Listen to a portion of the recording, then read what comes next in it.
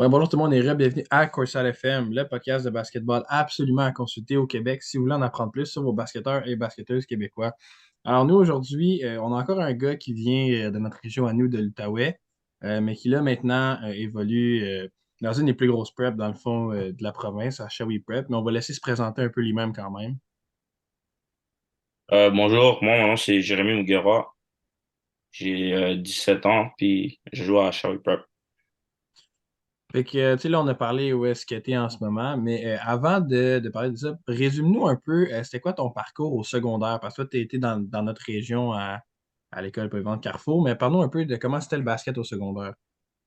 Au début, moi comme au début du secondaire 1, genre, j'étais plus un joueur de soccer et tout. Comme moi le basket ça m'intéressait pas trop. J'ai joué un peu avant, mais comme c'était pas trop comme mon affaire, tu vois. Je préférais plus le soccer. Moi j'aimais ça courir et tout ça, comme juste plus. C'était pas vraiment ma passion. Puis après au secondaire 2, ben c'était comme l'été du secondaire 1, secondaire 2.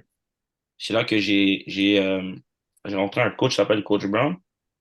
Puis on m'avait invité pour aller genre à son camp. Puis avant ça, moi, j'étais pas trop sérieux au basket, mais comme je jouais des fois l'été, puis je me disais, je pourrais peut-être faire quelque chose avec ça. Fait que ouais, je suis parti à son camp, puis c'est là que j'ai commencé à vraiment aimer le basket. Puis je me faisais battre et tout, comme par des gars que je me disais, non, non, non, je vais plus jamais perdre contre ces gars-là, plus jamais de ma vie, là. So, je me suis dit, OK, je vais commencer à essayer de jouer pour de vrai. Puis le coach Brown, il a aimé comme ma persévérance et tout ça. Puis là, j'ai joué avec son équipe civile, Scorpions Elite. Puis c'est de là que ça a commencé. Puis avec ça, j'ai aussi continué à Carrefour, de secondaire 2 à 5. Mais j'ai joué plus.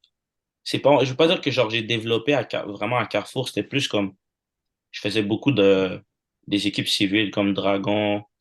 J'ai joué à Ottawa Elite aussi, puis avec Gatineau Knights. Fait que ça me donnait l'opportunité de jouer contre plein de joueurs partout à Toronto, à Montréal, puis je voyais tout comme, ça me donnait de l'expérience, ça me poussait à être plus hungry quand je vais sur le terrain. Puis là, je voulais vraiment juste continuer, puis je voyais d'autres gars performer bien, puis je me disais, OK, moi, je vais être comme eux. Fait que là, je me suis juste dit, ouais, je vais continuer avec le basket. Puis, est-ce que tu étais bon dès le début ou ton talent s'est développé avec le temps? Non, je vais pas dire que j'étais bon dès le début, juste que l'avantage que j'avais, vu que moi je suis petit, c'est que j'étais vraiment vite. Fait que ça m'aidait à genre dépasser tout le monde. Puis c'est pas que la compétition, elle est pas bonne à Gatineau, mais c'est comme, il y a des gars que genre, admettons, comme en secondaire 2 genre je jouais, je me faisais pousser, tout ça. Puis genre, j'étais pas du même niveau que les gars, mais j'étais proche. Puis je venais juste de commencer. Puis comme on va dire, fait que j'étais pas bon au début, j'étais correct, tu vois, j'étais comme niveau, genre, la limite comme tout le monde. Puis après, on va dire, secondaire 3 ben, quand le COVID est arrivé, j'ai commencé à m'entraîner comme 2 fois plus. Genre, commencé à faire des entraînements tout seul, comme des workouts avec quelqu'un de mes teammates, genre. Puis, commencé à plus prendre ça au sérieux, m'entraîner à tous les jours, plusieurs répétitions et tout ça. Puis, vers mon secondaire 3 4 c'est là que j'ai pris, genre, on va dire, un petit boost. C'est pas une confiance de fou, mais comme, je me disais, genre, OK, qui à Gatineau peut être meilleur que moi, genre. Je me disais des trucs comme ça. Puis chaque match que j'allais jouer, je me disais comme, oh, je vais essayer de faire ci, je vais essayer de faire ça. Fait que là, ça me donne la confiance d'aller marquer, de pas me laisser bully par personne et tout ça. Puis plus que aussi jouer avec Ottawa Elite, ça c'est comme une des meilleures équipes civiles ben, comme en Ontario. J'ai eu de l'expérience avec des bons coachs et tout ça. Là, ça m'a donné comme plus de IQ et tout. So, là, je commençais à être vraiment confortable avec ma game et tout. Puis après, mon secondaire 5 c'est là que genre, je me suis vraiment dit que je peux prendre ça au sérieux pour vrai, là. Là, entraînement à chaque match. Je me réveillais le matin avant l'école. Moi, je commençais l'école à 8h40. Je marchais pendant 30 minutes pour aller m'entraîner au centre sportif. Puis avant l'école, Puis après, j'allais à l'école, comme tellement que je voulais, là. Ouais. Ben, c'est comme ça que tu deviens meilleur à travailler plus que tout le monde, hein. C'est Mhm. de montrer cet exemple-là. Mais là, tu as parlé de ta vitesse un peu tantôt, mais dis-nous un peu, c'est quoi tes forces à toi sur le terrain? Moi, je suis vraiment comme un floor general, genre.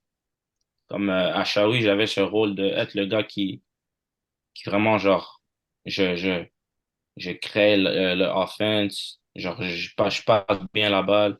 Comme une fois qu'on a la balle, on a un rebond, la pousser en transition, puis trouver mes teammates, aussi finir au panier bien, puis mon tiré, j'ai encore comme des petits mécaniques à fixe un peu, puis la vitesse. Et aussi, en match, c'est aussi la confiance, puis comme, si tu te dis que ça va rentrer, tu peux les rentrer et tout ça.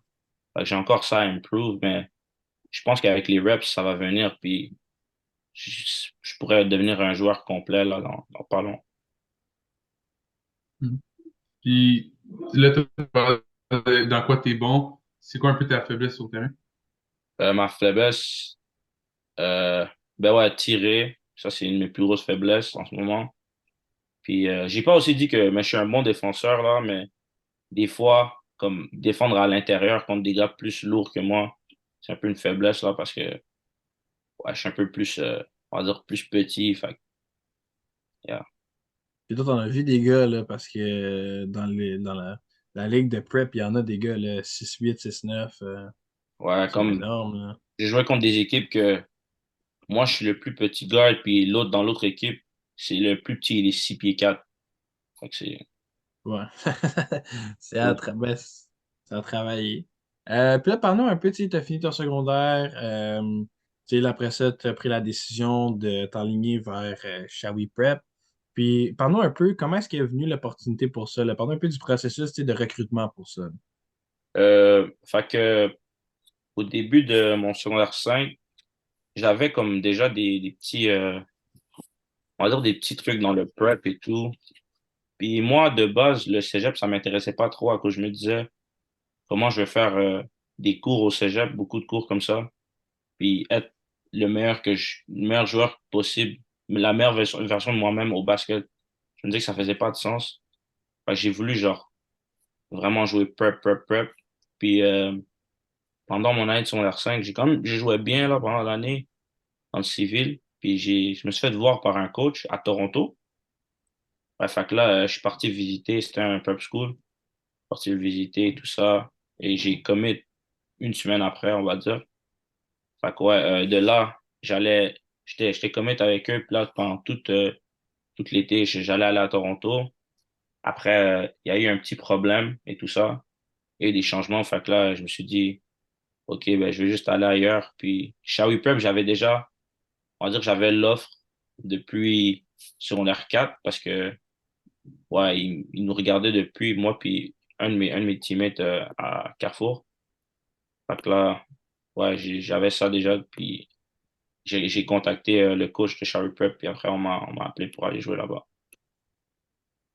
Tu as Puis quasiment dans été ta chanceux, dans le fond, tu sais, il restait une place, tu as été chanceux quand même un peu, là. Ouais, j'ai vraiment été chanceux. Comme, mais aussi, il m'a dit que, genre, quand je vais venir ici, je vais devoir gagner la place. Genre, je vais pas juste venir, puis boum, là, comme il m'a dit, vu que c'est un peu late, là. Puis je suis venu, je me disais que, juste essayer de prendre la position du gars devant moi, puis j'ai réussi à le faire. Mhm. Puis ça s'est passé comment ta première année? Tu sais, le step entre le civil puis le niveau prep, à quel point ça t'a affecté?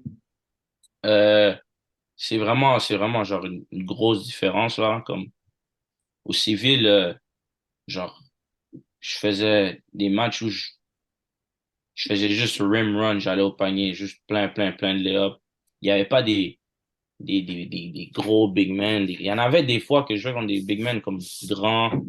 On va dire qu'ils c'était pas vraiment des menaces comme ça dans le paint, genre. Mais une fois arrivé au prep, c'est vraiment euh, comme tous les gars, sont lourds. Tout le monde est à faim. Tout le monde veut gagner. Comme, t'es pas le seul gars qui a envie d'être bon puis aller jouer à l'université et tout ça. Comme tout le monde dans les preps veut tout ça. Fait que t'arrives dans un match, je peux plus rim run parce que là, il y a des big men 6 pieds 10 6 pieds 9 et ils savent comment bloquer les ballons. Fait que là, j'ai dû changer ma perspective comme en tant que joueur de comment je veux approcher un match et tout ça. Puis j'ai vraiment vu la vraie différence entre prep puis civil. Comme même dans nos pratiques étaient vraiment comme plus compétitives comparé à l'année passée. Puis aussi toutes les matchs, comme les ligues. Une fois, on est parti au début de notre année, notre saison. On était parti jouer notre première session aux States dans une ligue. Puis on a joué c'était notre dernier match de la session. On a joué contre une team comme ils étaient toujours dans le warm-up, tout le monde crie, tout le monde clappe des mains, ils étaient organisés, ils faisaient des passes-passes, tout le monde était choqué. Le match commence, boom, tip-off, une passe, 3 points. Ils sont là, ils défoncent dans ta face. Comme... Là, c'est là que tout le monde dans notre équipe a réalisé qu'on doit, genre, on doit être sérieux parce que c'est pas des blagues, là. Surtout pas les grosses ligues aux US, justement, là, tu sais, tout ce qui est les showcases, etc. Il y en a qui sont là parce que nous, on a le prep, on est un petit peu plus chanceux, notre système scolaire est différent au Québec, mais eux autres, tu sais, finissent leur année de high school, puis c'est NCA tout de suite, là. Yeah. C'est leur dernière chance de se faire recruter là, cette année. Puis Mhm. là, tu as parlé de tu sais, ta première année sur le terrain, mais ça reste que toi, en étant à Gatineau pendant toutes les années de ta vie, là, en ce moment, t'es loin de la maison, loin de la famille. À quel point est-ce que tu aimes ça, vivre un peu comme loin de chez toi, là? Je veux pas dire que j'aime ça puis que j'aime pas ça non plus, mais c'est comme en plus à Shawi, c'est que moi je suis à 3 heures, fait que c'est pas vraiment loin là, comparé à d'autres preps que j'aurais pu aller qui comme vraiment loin. Mais c'est plus comme c'est aussi une expérience de vie parce que je vis dans des dortoirs, je dois cuisiner pour moi-même et tout ça. Si je peux me réveiller puis ma mère me fait ci, ma mère me fait ça, comme là c'est moi-même. À un comme au début quand je suis arrivé, je mangeais n'importe quoi là, comme je savais même pas comment cuisiner vraiment.